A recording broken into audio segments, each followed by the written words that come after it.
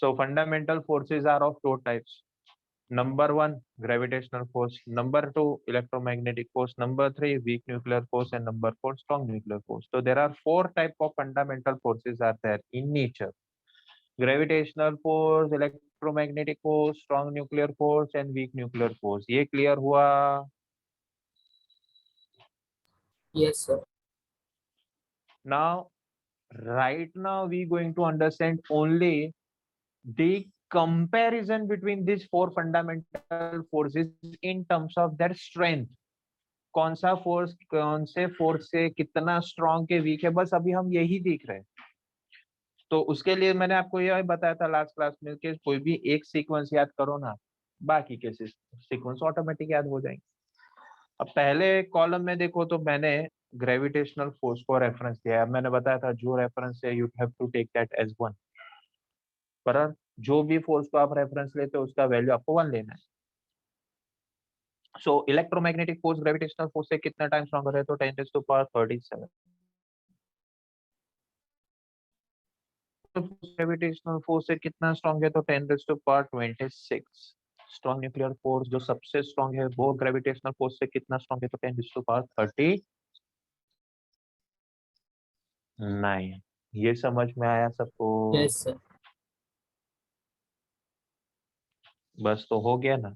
और आगे क्या है, आगे तो रेफरेंस बदलिए, वैल्यूज बदल जाएगी. दूसरे कॉलम में देखिए मैंने किसको रेफरेंस में लिया, स्ट्रॉन्ग न्यूक्लियर फोर्स को रेफरेंस में लिया. स्ट्रॉन्ग न्यूक्लियर फोर्स का पावर देखिए क्या है, 10⁻39.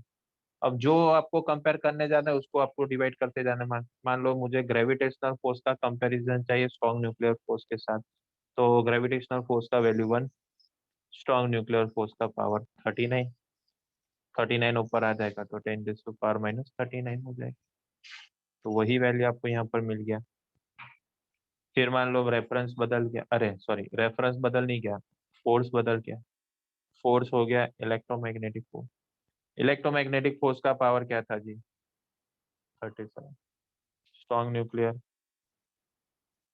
39.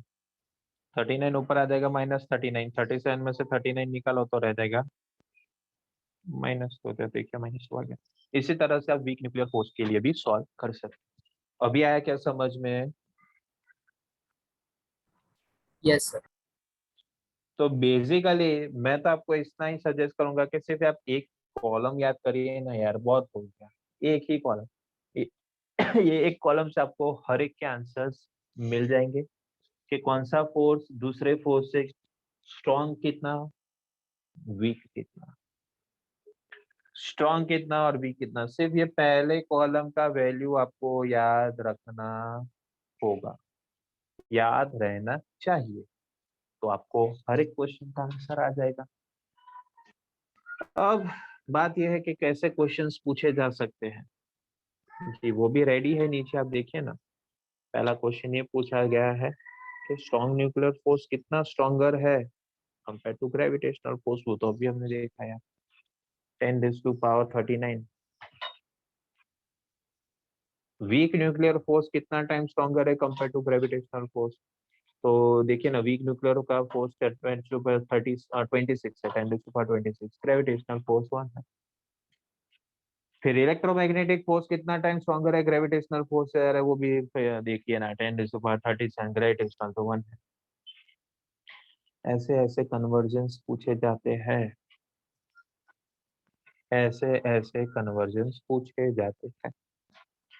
फिर ये तो मैंने आपको कल ही बता दिया था कि सबसे स्ट्रॉन्ग कौन है, स्ट्रॉन्ग न्यूक्लियर फोर्स. बस सबसे वीक कौन है या वीकेस्ट कौन सा है, Gravity. Gravitational force. हो गया खत्म. बोलो अभी भी किसी को कुछ डाउट है कल के सेशन में से, तो बता दीजिए.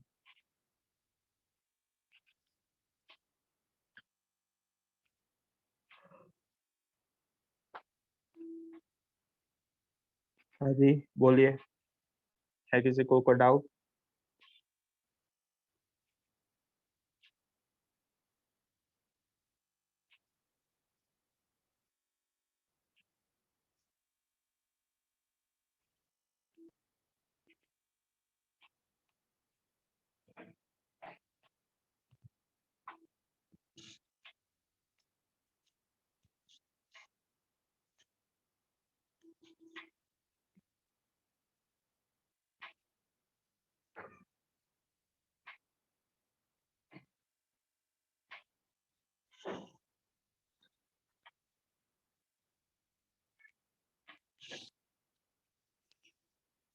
भाई I am waiting for the reply. कोई डाउट है अभी? No sir. चलिए फिर आगे बढ़े जाते हैं, फिर आगे बढ़ते हैं। ओके। ओके। कोई मुझे एटम डिफाइन करके बताएगा, एटम क्या होता है? Atom, what is an atom?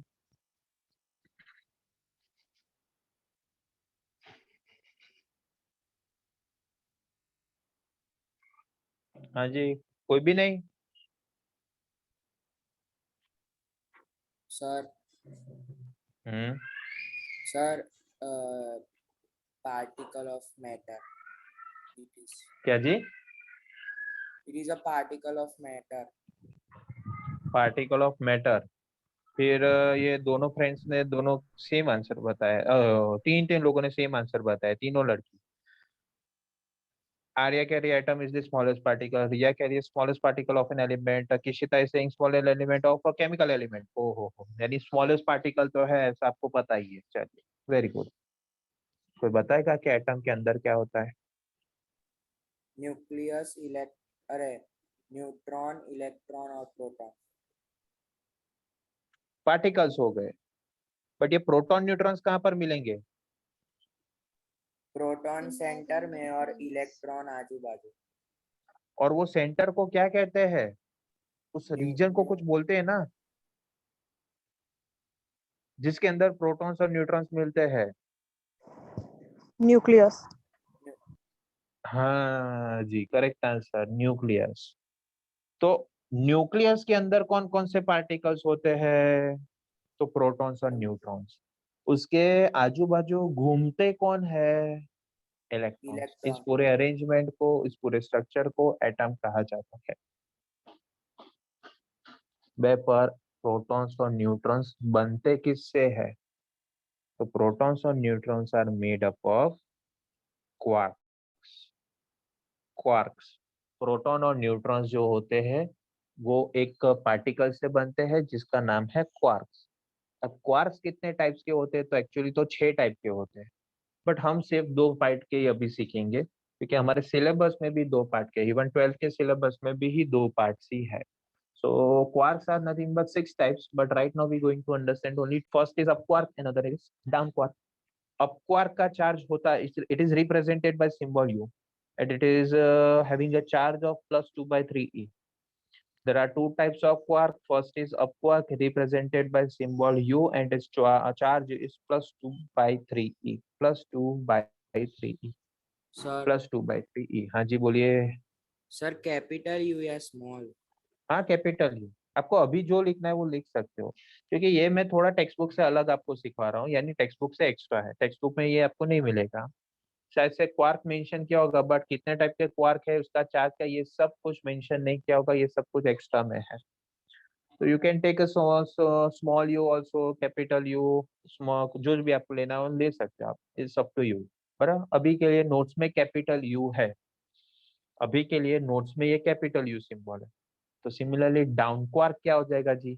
But down quark का सिंबल हो जाएगा capital D, and it's charge is -1/3e। क्या हो जाएगा? -1/3e।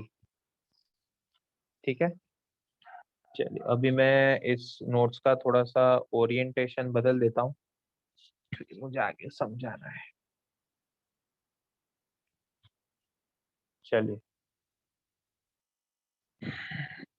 तो डाउन क्वार्क होता है कैपिटल डी, उसका चार्ज होता है -1/3e। तो प्रोटॉन और न्यूट्रॉन्स हमने आके बताया कि proton and neutrons are believe to made up of quarks. तो उसका कुछ कंपोजिशन होता है, किसका? प्रोटॉन और न्यूट्रॉन का। प्रोटॉन और न्यूट्रॉन का कुछ कंपोजिशन होता है इन टर्म्स ऑफ क्वार्क्स। क्या होता है? क्या होता है प्रोटॉन का composition? So protons consist of 2 up quarks and 1 down quarks, and its composition is U U D UUD. 2 up quark और 1 down quark से प्रोटॉन बनता है। 2 up quark और 1 down quark से प्रोटॉन बनता है। देखिए, तो अप क्वार्क का चार्ज +2/3, दूसरा अप क्वार्क का चार्ज +2/3, तीसरा डाउन क्वार्क है 1 डाउन क्वार्क तो -1/3। अरे पर यार ये +2/3e +2/3e कितना हुआ? +2/3 +2/3 हो गया +4/3e +4/3 -1/3e कीजिए तो क्या हो जाएगा? अरे ये हो जाएगा +3e/3। तेरे पास ऊपर 3, मेरे पास नीचे 3, रह जाएगा क्या? +e। और +e यानी प्रोटॉन होता है, यानी पॉजिटिव चार्ज पार्टिकल कौन होता है? तो प्रोटॉन। आया क्या समझ में ये कैलकुलेशन सबको? कंफर्म कीजिए प्लीज।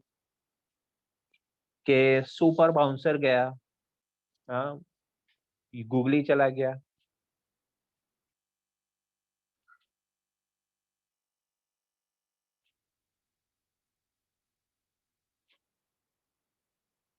अभी तक एक को ही समझ में आया, एक का ही मैसेज। सुपर बैट पिच मतलब विकेट गया कि सिक्सर लगा? समझ में आया कि विकेट गया, क्या है?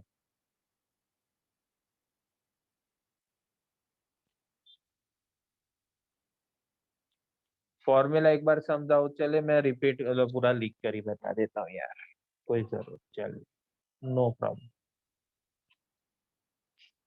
रिवीजन हो जाएगा और क्या। हाँ जी, मैं एक्सप्लेन कर ही देता हूँ, डोंट वरी, ठीक है, मैं कर देता हूँ explain, please pay attention. Proton is having a charge of composition of UUD। पहला क्वार का चार्ज क्या? +2/3। दूसरा भी अपवर्क का चार्ज क्या? +2/3। डाउन क्वार्क का चार्ज क्या? -1/3। -1/3 ई। चलिए अब आते हैं, ये दो का नहीं, अगर आपको एलसीएम लेना है तो तीनों का ले लीजिए। एलसीएम नीचे 3 कॉमन ही है, तो ऊपर क्या आ जाएगा? +2e +2e -e। तो क्या हो जाएगा ऊपर न्यूमरेटर में? +4e -e/3। तो क्या हो जाएगा न्यूमरेटर में? +3e/3। 3 कैंसल, क्या रह जाएगा? +e। +e मतलब कौन? पॉजिटिव चार्ज मतलब प्रोटॉन।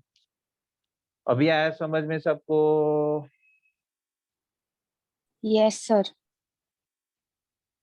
ओके, ये सो रहा थी क्या? Yes sir. ओके जी, चलिए, तो ये तो प्रोटॉन हुआ।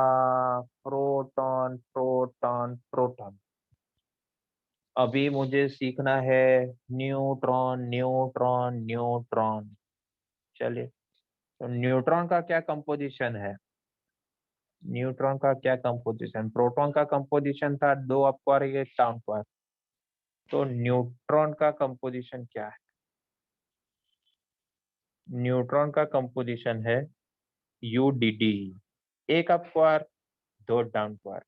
You did it, you did it, you did it, ऐसा बोलते हैं ना, यू डिड इट, ऐसा बोलना है, यू डिड इट, यानी यूडीडी 1 अपवर्क और 2 डाउनवर्क। यू जी यू, अरे क्या हो गया, अटक गया पेन। एक यू आया ना, एक यू का चार्ज कितना? +2/3e। फिर दूसरा डाउन क्वार्क है -1/3e। तीसरा भी डाउन क्वार्क है यार, -1/3। अजी एलसीएम बनाइए, 3 बन गया। न्यूमरेटर में +2e -e माइनस, इसे सॉल्व कीजिए तो +2e -2e/3। अरे पर न्यूमरेटर ही 0, आंसर इज 0। और जीरो मतलब न्यूट्रॉन, क्योंकि न्यूट्रॉन तो चार्जलेस पार्टिकल होता है ना, तो जीरो आंसर आना ही चाहिए। ये भी पॉइंट समझ में आया क्या सबको? Yes sir.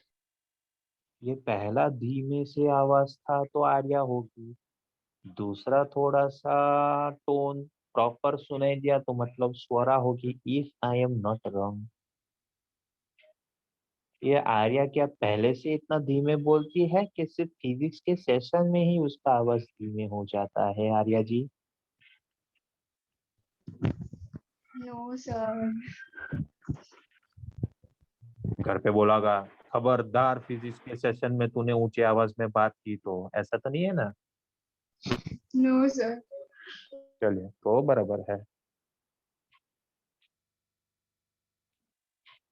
चलिए जी कंफर्मेशन दीजिए। Yes yes yes yes yes, understood understood understood. Thank you जी।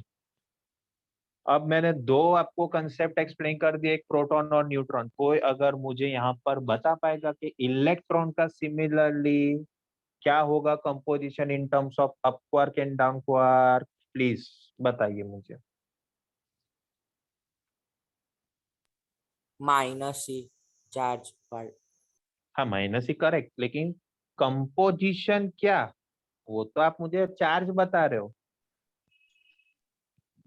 अपक्वार्क और डाउनक्वार्क में कंपोजिशन क्या? चलिए मैं लिख कर ही बता देता हूँ।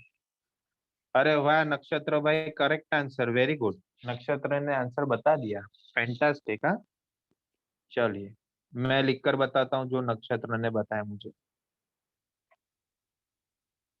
Electron is day, a day and a day, उसे बोलते हैं 3D। 3D मूवी नहीं देखते चश्मा लगाकर, ऐसा 3D।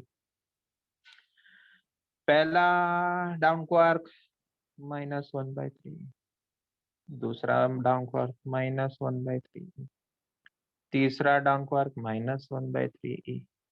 आज ये एलसीएम लीजिए आप लोग, तो 3 नीचे ऊपर न्यूमरेटर में आ जाएगा माइनस माइनस ही माइनस।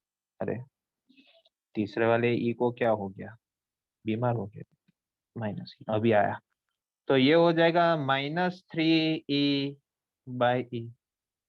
तो इसे कहेंगे minus E, and minus E stands for electron, electron. Minus E stands for electron. लिखा क्या आप लोगों ने, ये लिख लिया क्या? लिखिए चलिए।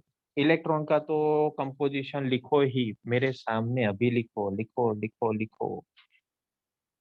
लिखना है जी, प्लीज स्क्रीनशॉट नहीं लिखना है। इलेक्ट्रॉन के लिए तो ये लिखना ही है, सबको लिखना है, कंपल्सरी लिखना है। मैं फोटो मंगवाऊंगा आपसे ये इलेक्ट्रॉन का लिखा हुआ, प्लीज। मस्ती नहीं कर रहा मैं, I am serious, I am damn serious. लिखना ही है इलेक्ट्रॉन के लिए तो। प्रोटॉन न्यूट्रॉन लिखा होगा नहीं लिखा होगा चलेगा।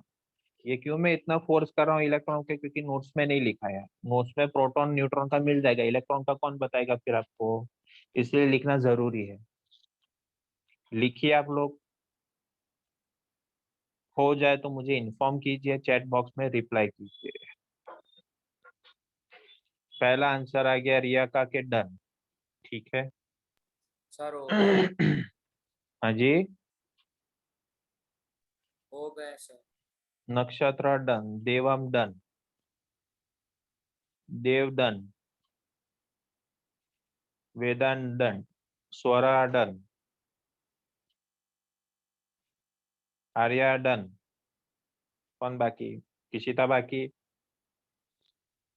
किशिता भी done.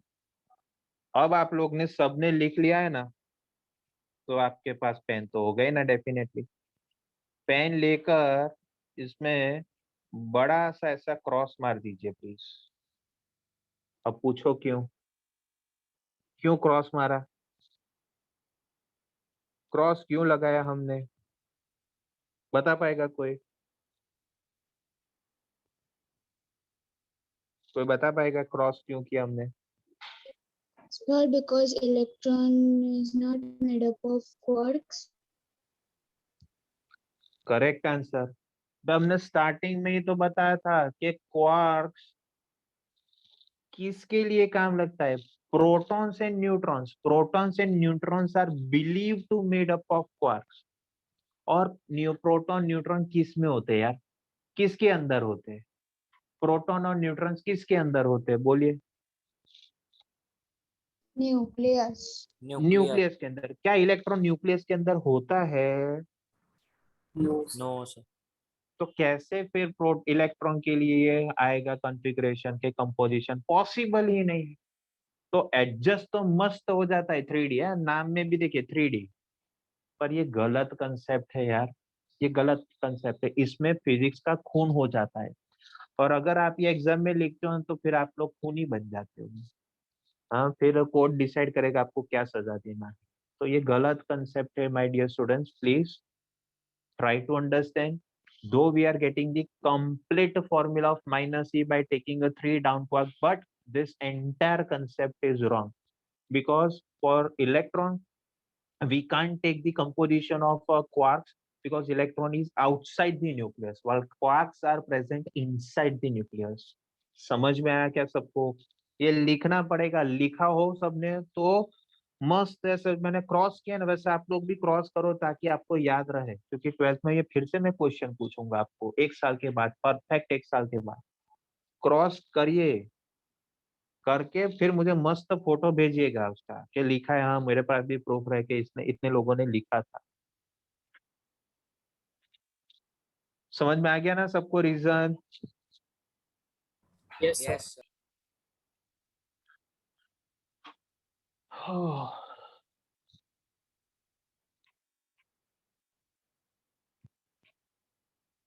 Can I raise this now?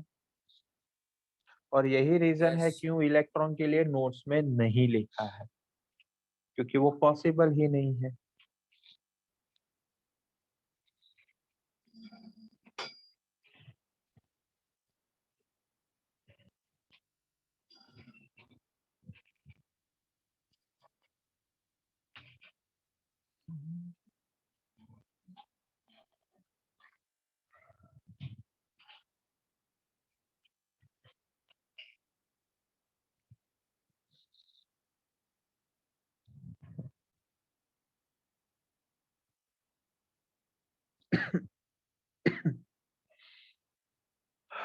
चलिए, तो अब आगे पढ़ा जाए। अब हम पहले टाइप का फोर्स डिस्कस करने वाले, फंडामेंटल फोर्सेस में से कौन सा? Week nuclear force. अब नाम देखिए, न्यूक्लियर आ गया, मतलब ये न्यूक्लियस के अंदर वाला फोर्स होता है। कब होता है तो देखते हैं। तो मुझे एक वॉलेंटियर चाहिए भाई ये रीड करने के लिए। कोई है वॉलेंटियर? ये वीक न्यूक्लियर फोर्स का फर्स्ट पॉइंट रीड करेगा जो? Anyone is there? Anyone? Anyone?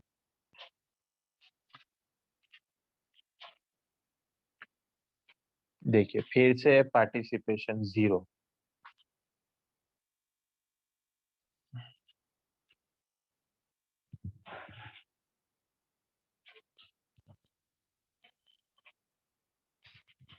Sir orientation change करो ना।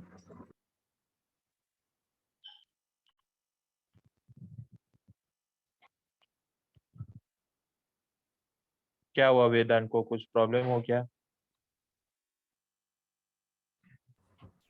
Sir it was not readable. अभी है? Yes sir. चलिए, मुझे एक वॉलेंटियर चाहिए रीड करने के लिए वीक न्यूक्लियर फोर्स। कौन करेगा sir read? Can I? Why not? Weak nuclear force appear only in certain nuclear processes such as beta decay of the nucleus. In beta decay, the nucleus emits an electron and an uncharged particle called neutrino. अभी ये point पढ़ते वक्त आपको एकता कपूर का favourite shot याद आना चाहिए। क्या है एकता कपूर का फेवरेट शॉट? एक मोमेंट होता है, उसके हर एक सीरियल में होता है। क्या होता है वो? पता होगा यार आप लोगों को, तो बोलिए।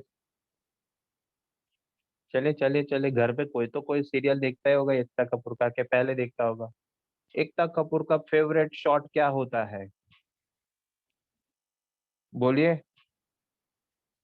वो तो बोलना ही पड़ेगा, चैट बॉक्स में कैसे लिखोगे? ये गप्पी दास, ये गप्पी दास, नक्षत्र बोलता है कोई, ये गप्पे मारता है गप्पी दास। कोई तो देखता ही होगा ना, खुद देखता होगा। ऐसा बोलते हैं ना, एकता कपूर के सिरे में 3 बार ऐसा आता है, क्या क्या क्या। तो यही है, देखिए। क्या आपको वीक न्यूक्लियर फोर्स के पहले पॉइंट में कहीं पर भी इलेक्ट्रॉन का वर्ड दिखाई दिया? अरे हाँ यार, दिखाई दिया। क्या इलेक्ट्रॉन के और क्या न्यूक्लियस के अंदर इलेक्ट्रॉन का पॉसिबिलिटी है?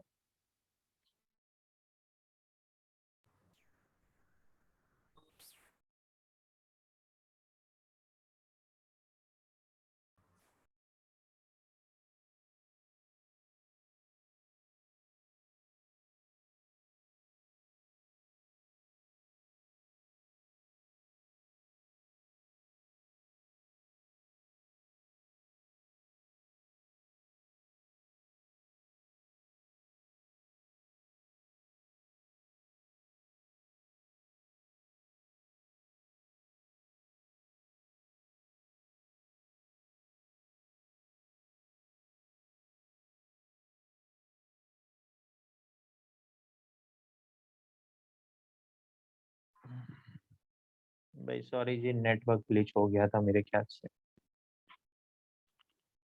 मुझे भी कभी कभी प्रॉब्लम होते हैं नेटवर्क की, क्या करें। मैंने आपको कुछ पूछा, वो सुनाई दिया था आपको कि नहीं? No sir. मैंने आपसे ये पूछा था, सुनाई दिया था? अरे यार, ये पहला चेक, दूसरा चेक पर है क्या? मैंने आपको ये पूछा था कि क्या न्यूक्लियस के अंदर इलेक्ट्रॉन की पॉसिबिलिटी होती है?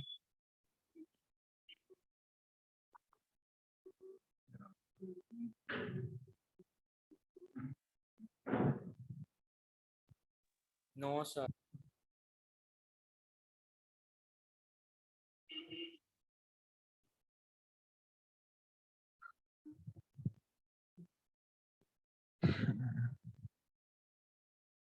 तो ये कैसे आया? तो फिर पॉइंट में तो लिखा है, पॉइंट में तो लिखा है। तो आंसर इज, इलेक्ट्रॉन होता नहीं है न्यूक्लियस के अंदर, बट इलेक्ट्रॉन बन जाता है? ये क्या बोल रहे हो आप, मेरे को नहीं समझ में आया। तो देखिए ना, न्यूट्रॉन जो होता है वो न्यूक्लियस के अंदर प्रोटॉन और इलेक्ट्रॉन में स्प्लिट होता है जी। देखिए ना, प्रोटॉन का पॉजिटिव चार्ज, इलेक्ट्रॉन का नेगेटिव चार्ज, तो टोटल चार्ज क्या हो जाएगा? जीरो। तो जीरो तो किसका चार्ज होता है? जीरो तो किसका चार्ज होता है? न्यूट्रॉन का।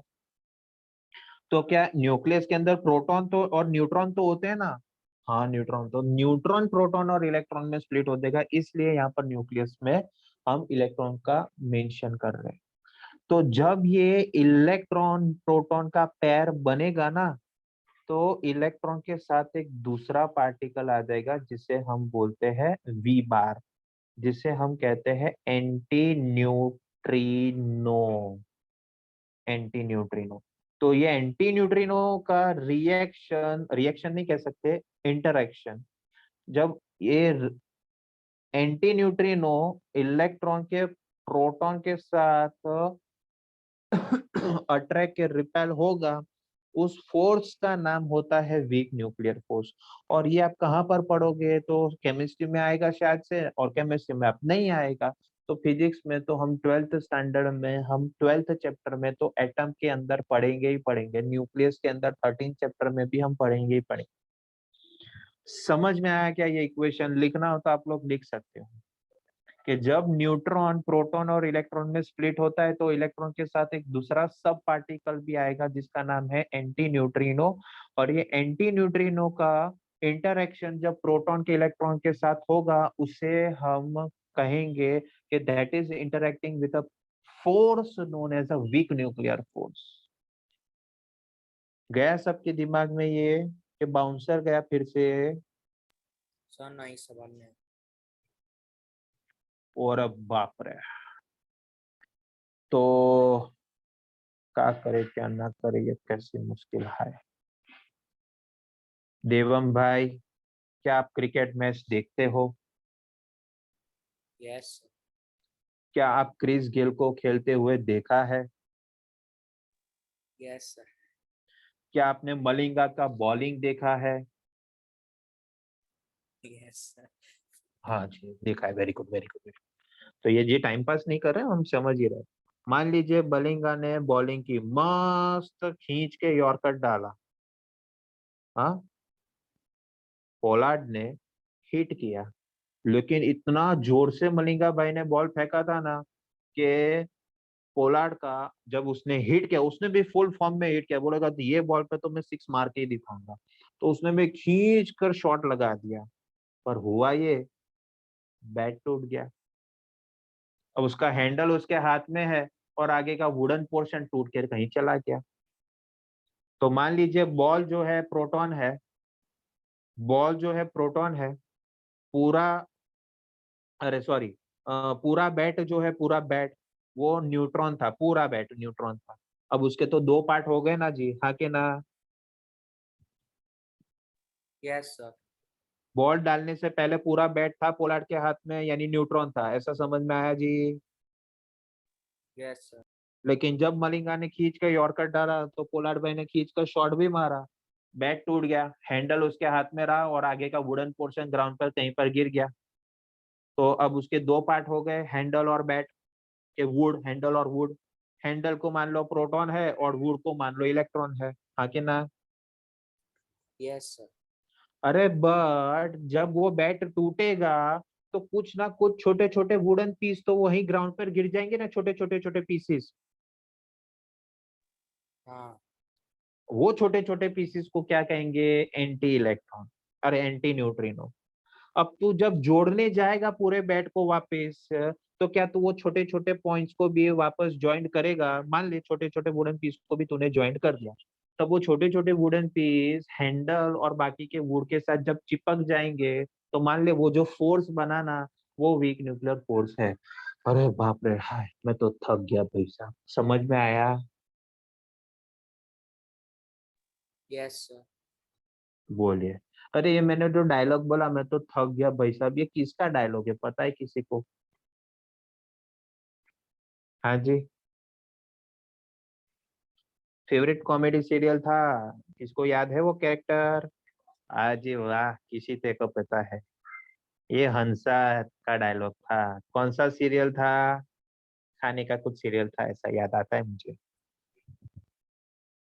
माय डियर स्टूडेंट्स, आपको ये थोड़ा सा अभी डिटेल में नहीं जाना है, सिर्फ आपको ब्रश अप करना है, ऊपर ऊपर से ही कॉन्सेप्ट्स पता लगाने हैं, क्योंकि डिटेल में तो सब कुछ हम 12th में ये सीखेंगे, बराबर?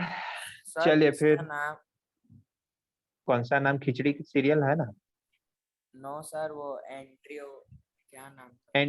Anti neutrino. अच्छा, मैंने एंटी न्यूट्रिनो लिखा था, गलत जवाब, हाँ भाई सॉरी। न्यूट्रिनो आता है, मैंने गलती से एंटी न्यूट्रिनो आता है, न्यूट्रिनो, न्यूट्रिनो आता है, मैंने गलती से एंटी लिख दिया आगे। फिर ये पॉइंट तो आप जानते हो कि 10⁻26 टाइम स्ट्रॉन्गर है वो ग्रेविटेशनल फोर्स से, ये सब तो आगे हमने लिखा ही है। और वो शॉर्ट रेंज हो जाता है, क्यों शॉर्ट रेंज? क्योंकि न्यूक्लियस के अंदर होता है, न्यूक्लियस का साइज भी कितना छोटा होता है, इसलिए वो स्ट्रॉन्ग रेंज हो जाता है। बस, तो आज के लिए इतना काफी है भाई। नक्षत्र भाई, रिकॉर्डिंग